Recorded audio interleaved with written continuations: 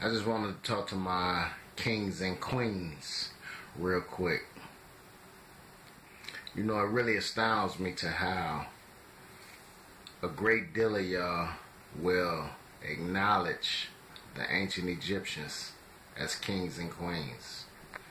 You will acknowledge you yourself as kings and queens because you're descendants of those kings and queens.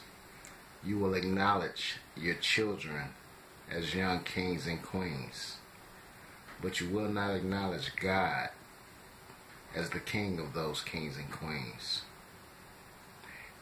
And in truth, a lot of y'all will not even acknowledge that God exists, and that's crazy. Newsflash for you: God is the beginning and the end. He's the Alpha and the Omega.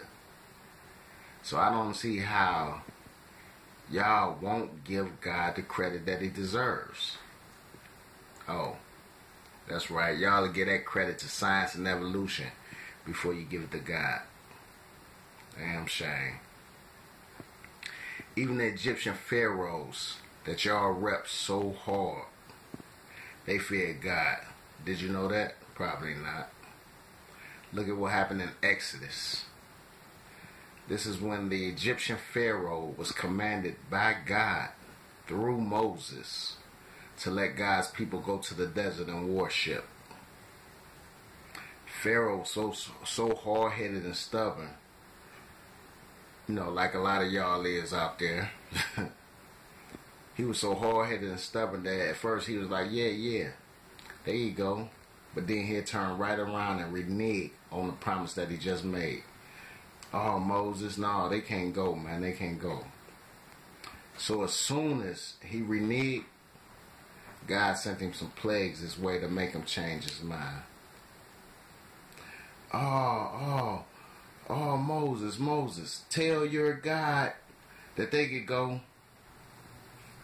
Now watch this.